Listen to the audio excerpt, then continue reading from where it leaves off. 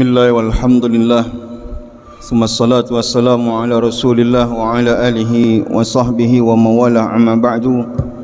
Rabbi syrah lana sudurana wa yassir lana umurana wa ghfir lana zunubana amin ya rabbal alamin. Terpuji Allah, alhamdulillahi rabbil alamin, dan bersalawat Allahumma salli ala Sayyidina Muhammad wa ala alihi wa sahbihi ajma'in. Kajian zuhur ini pertama sekali kita akan membahas dan menyelesaikan satu kitab yang akan kita baca secara cuplikan-cuplikan saja, yaitu kitab An-Nasaih Ad-Diniyah wal Wasaya Al-Imaniyah, kitab tasawuf yang dikarang oleh Habib Abdullah bin Alawi bin Muhammad Al-Haddad, ya, mazhab Syafi'i, dan beliau merupakan seorang wali yang ahli di dalam rujukan di dalam ilmu tasawuf. Dan banyak kitab-kitabnya tentang tasawuf. Yang akan kita baca adalah kitab An-Nasaih Ad-Diniyah. Karena waktu terbatas, kita akan hanya membaca cuplikan-cuplikan saja. Baik hadirin yang Allah muliakan, Imam Al-Haddad di dalam tema yang pertama dalam pembahasannya dalam kitab ini, beliau membuka pembahasan tasawuf ini dengan memahami apa sebenarnya yang dimaksud dengan takwa, ya.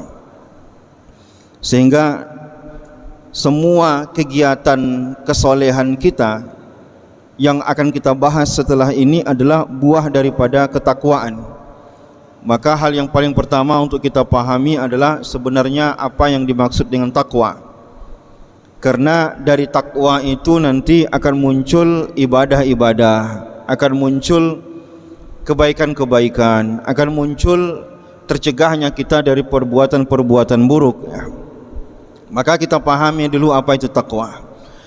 Karena bagaimanapun di dalam Al-Quran, kalau kita lihat indeks Al-Quran, maka kata takwa ini kita lihat di dalam Al-Quran setidaknya minimal ulama menghitungnya 215 kali Allah menyinggung kata takwa di dalam Al-Quran itu. Banyak sekali. Dan hadis-hadis Rasulullah juga banyak menyebut kata takwa, ya. Maka penting bagi kita untuk mengenal apa itu sebenarnya takwa. Karena kalau kita lihat, ya, takwa ini disebut oleh Allah sebagai jalan orang hidup bahagia di dunia dan bahagia hidup di akhirat. Nanti akan ada ayat-ayat yang akan kita bacakan. Allah Subhanahu wa taala mengatakan, "Wa may yattaqillaha yaj'al lahu makhraja wa yarzuqhu min haitsu la yahtasib." Kata Allah, kalau orang itu sudah bertakwa, semua masalah hidup yang dia hadapi dunia ini Allah berikan jalan keluar. Apa masalah hidup kita, semuanya berada dalam genggaman Allah. Allah bersedia untuk memberikan jalan keluarnya, tapi Allah berikan satu syarat. Syaratnya orang itu mesti bertakwa kepada Allah. Wa yarzuqhu min haitsu la yahtasib. Kalau dia sudah sampai ke level takwa nanti, maka Allah akan berikan dia rezeki bahkan dari jalur yang tidak dia sangka, sekalipun rezeki itu bisa hadir untuk dia. Ini janji Allah di dunia, ya, bagi orang yang bertakwa di dunia. Begitu juga di akhirat Allah katakan, "Inna lil muttaqina inda rabbihim jannatin na'im." Sesungguhnya orang-orang yang bertakwa kelak akan mendapatkan surga yang penuh dengan kenikmatan. Berarti bahkan di akhirat menentukan orang surga atau nerakanya juga akan berkaitan dengan tingkat ketakwaan, ya. Maka suatu ketika sahabat bertanya kepada Rasulullah, "Ya Rasulullah, kasih aku satu nasihat yang tak perlu kutanyakan lain kepada orang lain, ya Rasulullah." Jadi ada sahabat minta kepada Rasulullah nasihat pemungkas yang kira-kira kalau udah dapat nasihat itu cukuplah, enggak perlu nasihat yang lain. Apa nasihat yang paling puncak, ya Rasulullah? Kata Rasulullah, "Usikum bi taqwallah fa innahu ra'su kulli syai'in." Puncak daripada nasihat Rasulullah kepada sahabat ini, kata Rasulullah, "Aku nasihati kamu untuk bertakwa kepada Allah, karena takwa adalah modal daripada segala sesuatu." Ya, jadi Rasulullah menyebut takwa itu sebagai modal, ya. Kenapa disebut modal? Karena modal hidup di dunia yang baik itu takwa. modal untuk hidup di akhirat dengan baik juga takwa. Nanti Allah juga mengukur orang dengan ketakwaannya. Kata Allah Subhanahu wa taala, inna akramakum indallahi atqakum. Yang paling mulia di sisi Allah di antara kalian adalah yang bertakwa, yang paling bertakwa kepada Allah Subhanahu wa taala. Nah, banyak sekali. Sekarang pertanyaannya adalah, paham enggak kita takwa itu apa? Sehingga kita bisa mengukur kira-kira kita cocok enggak disebut sebagai orang yang bertakwa, ya. Sehingga janji-janji Allah kepada orang yang bertakwa ini banyak sekali. Bisa enggak, layak enggak kita mendapatkannya?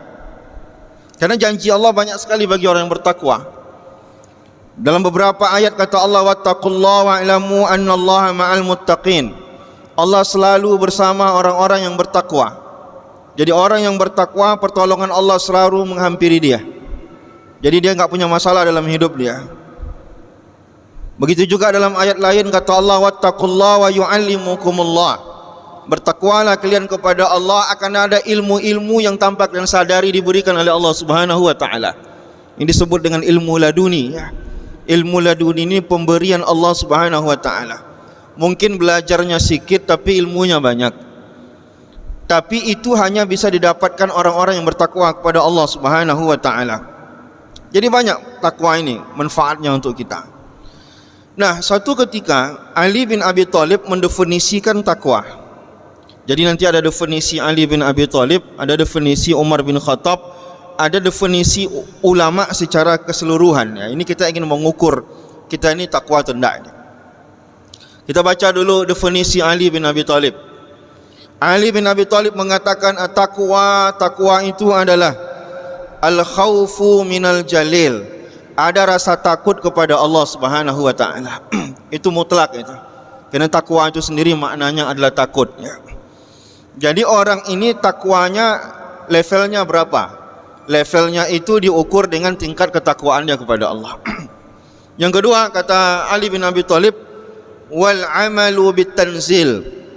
Seberapa kuat dia menjalankan apa yang Allah perintahkan. Yang ketiga, wal qana'atu bil qalil. Nah, ini yang sedikit perlu kita jelaskan, ya. Pertama, takut pada Allah. Yang kedua, menjalankan perintah Allah. Yang ketiga, qanaah dalam diri. Jadi diselipkan oleh Ali bin Abi Thalib, takwa itu ada rasa qanaah dalam diri. Apa maksud qanaah dalam diri? Maksud qanaah dalam diri adalah rasa puas terhadap apa yang Allah rezekikan kepada kita. Itu makna qanaah. Apa hubungannya dengan takwa? Hubungannya dengan takwa adalah kalau orang tak puas dengan rezekinya, maka dia tak akan takut sama Allah. Dia korupsi, dia ngambil bukan hak dia, mencuri, sikat kiri, sikat kanan. Karena kalau tidak ada takwa, ditambah tidak puas dengan rezeki yang ada, maka itu akan menggiring kita untuk berbuat maksiat. Nah, jadi cuma orang yang bertakwa ini, yang cuma orang yang qanaah, yang tingkat ketakwaannya tinggi. Kalau tak qanaah dapat dia handphone rasanya kurang bagus, maka dia berusaha untuk mendapatkan yang lebih baru, tapi dengan cara-cara yang halal maupun tak halal dia dapatkan. Maka Ali bin Abi Thalib menyelipkan kata-kata wal qana'atu bil qalil. Dia qanaah. Yang keempat, wal isti'dad li yaumir rahil. Yang keempat, dia selalu mempersiapkan diri dia untuk mati. Bagi Ali bin Abi Thalib ini, empat ini enggak bisa dikurangi. Ada rasa takut kepada Allah, kita menjalankan sekuat tenaga apa yang Allah turunkan dalam Al-Quran maupun hadis. Yang ketiga, kita selalu qanaah dengan pemberian Allah pada kita. Yang keempat, selalu mempersiapkan diri terhadap kematian kita untuk kehidupan akhirat kita. Ini definisi Ali bin Abi Thalib. Yang kedua, definisi Umar bin Khattab. Umar bin Khattab, akhbirni anit taqwa, kata Ubay bin Ka'ab. Umar bin Khattab, definisikan takwa padaku. Kata Umar, diajak sama Umar bin Khattab, dianalogikan sama Umar bin Khattab. Hal akhazta tariqan za syaukin. Kata Umar, pernah enggak kamu jalan, di jalan itu ada banyak durinya? Pernah enggak kamu jalan tapi di jalan itu banyak duri dan kamu menghindari duri itu? Kalaulah di jalan itu banyak duri, kata Umar, bagaimana cara kamu berjalannya? Kata Ubay bin Ka'ab, kalau jalan itu banyak durinya, maka saya melangkahnya hati-hati. supaya kaki saya tidak terinjak duri itu. Maka kata Umar bin Khattab, fazakat taqwa. Kalau mau mudah memahami takwa itu takwa itu. Maksud takwa itu adalah sebelum dia melangkahkan kakinya, dia pikirkan dulu apa efek daripada langkah itu. Ada enggak dosa di sana? Ketika dia mengatakan sesuatu, dia berpikir dulu, ada enggak dosa dalam ucapan itu. Jadi orang berpikir sebelum berbuat karena takut terjerumus dalam kesalahan, itu takwa. Maka hampir seluruh ulama sepakat mendefinisikan takwa ini, mudahnya memahaminya adalah imtisalu awamirillah wajtinabu nawahihi. Singkatnya, kesimpulannya, takwa itu adalah sekuat tenaga menjalankan perintah Allah, sekuat tenaga menjauhi larangan Allah. Itu takwa itu. Itu cerminnya. Jadi bapak ini takwa atau enggak? Mudah sekali mengukurnya. Seberapa gigih bapak ini menjalankan perintah Allah dan seberapa gigih bapak ini menjauhi larangan Allah. Maka itulah level ketakwaan dia. Hubungannya apa nanti? Hubungannya dengan janji-janji Allah. Seberapa besar masalah kita layak diselesaikan oleh Allah, nanti ukurannya takwa kita juga. Kita punya masalah, kita minta Allah selesaikan. Berarti alat ukurnya adalah seberapa tinggi tingkat ketakwaan kita kepada Allah, segitulah kesempatan kita masalah kita diselesaikan. Mau masalah dunia maupun masalah akhirat. Kalau kita ingin tahu seberapa tinggi tingkat kemuliaan kita kepada Allah, mudah sekali ngukurnya. Seberapa kuat kita menjalankan perintah Allah, seberapa kuat kita menjauhi larangan Allah, berarti itulah ukuran kemuliaan kita di sisi Allah. Karena Allah mengukur kemuliaan orang dengan tingkat ketakwaannya. Maka kita berdoa kepada Allah Subhanahu wa taala, semoga Allah berikan kepada kita kekuatan menjalankan perintah Allah dan menjauhi larangan Allah Subhanahu wa taala, dan Allah jadikan kita sebagai orang-orang yang bertakwa, selalu berpikir, selalu merasa takut terhadap dosa, sehingga kita gigih dalam menjalankan kebaikan-kebaikan dan berusaha sekecil mungkin menjauhi larangan-larangan Allah Subhanahu wa taala. Dan kita berharap kita digolongkan oleh Allah sebagai orang-orang yang bertakwa, yang layak mendapatkan janji-janji Allah kepada kita. Assalamualaikum warahmatullahi wabarakatuh.